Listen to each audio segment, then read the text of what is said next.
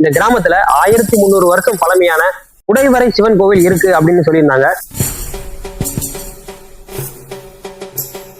அந்த கோவிலுக்கு தான் இப்ப நம்ம தேடி வந்திருக்கோம். வாங்க உள்ள போய் பார்க்கலாம்.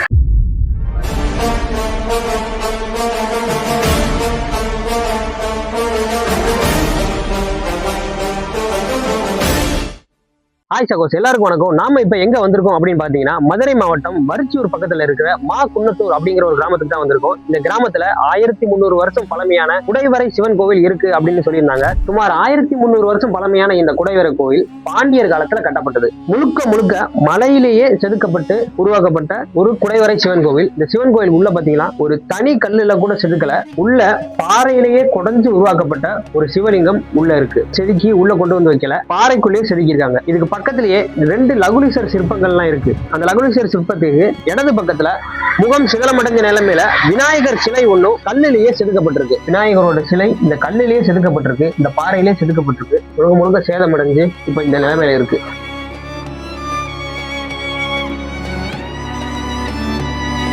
இந்த குடைவரை கோவில் சூரியன் உதயமாகிற இடத்துக்கு அப்படியே நேர் எதிர்த்தாப்புல இருக்கிறதால இந்த கோவில்ல இருக்கிற சிவனை உதயகிரீஸ்வரர் அப்படின்னு சொல்றாங்க. 1300 வருஷம் பழமையான இந்த குடைவரை கோவில்ல தகுந்த பாதுகாப்பு இருக்கா அப்படின்னு கேட்டீங்கன்னா கொஞ்சம் கம்மி தான் அப்படின்னு சொல்லணும். ஏன்னா இன்னுமே இந்த இடத்த பாதுகாத்து வைக்க முடியும். ஏன்னா நிறைய இடங்கள்ல பாத்தீங்கன்னா இந்த கேட்டு போட்டிருக்காங்க. நிறைய இடத்துல நம்ம திருப்பரங்குன்றம் பக்கத்துல இருக்க குடைவரை கோவில்கள்லாம் ஒரு செயின் மாதிரி போட்டு லாக் பண்ணியிருப்பாங்க. கைகள் தொடாம இருக்கணும் அப்படின்றத தாண்டி லாக் பண்ணி வச்சிருப்பாங்க. இது எல்லாமே நம்ம வரலாற்று சிற்பங்கள்ல ஒன்னா பாதுகாக்க வேண்டிய ஒண்ணு. இவ்வளவு கைப்பட்டு சேதப்படுத்துறதுனாலதான் இந்த மாதிரி நுட்பமான சிலைகள் எல்லாமே அழிஞ்சுக்கிட்டு வருது. இந்த மாதிரி சேதப்படுத்தக்கூடாது அப்படின்னா ஒரு தகுந்த பாதுகாப்பு ஒண்ணு கொண்டு வரணும். சூரியன் உதயமாகிற இடத்துல இருக்கிறதால இந்த கோவிலுக்கு பேரு உதயகிரீஸ்வரர் கோவில். இன்னொரு கோவில் இந்த கோவிலுக்கு பின்புறம் இருக்கு, சூரியன் மறையிற திசையில இருக்கு. அந்த கோவிலுக்கு பேரு அஷ்டகிரீஸ்வரர் கோவில். வாங்க அடுத்து அந்த கோயிலுக்கு தான் நம்ம போக போறோம். வாங்க போலாம்.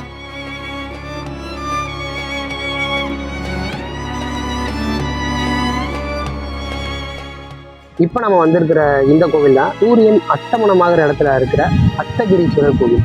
வாங்க இங்க போய் அந்த சிவலிங்கத்தை பார்க்கலாம். முன்னாடியே வரவேற்கிற விதமா ஒரு நந்தி ஒண்ணு அமைக்கப்பட்டிருக்கு. அங்க நம்ம பார்த்த ஒரு அதே அமைப்புலதான் இருக்கு. என்ன அங்க கொஞ்சம் முன்னாடி இருக்கிற பாறையிலேயே குடைஞ்சிருப்பாங்க. இது கொஞ்சம் உள்ள ஒரு அறை மாதிரியே செதுக்கி குடைஞ்சு வச்சிருக்காங்க.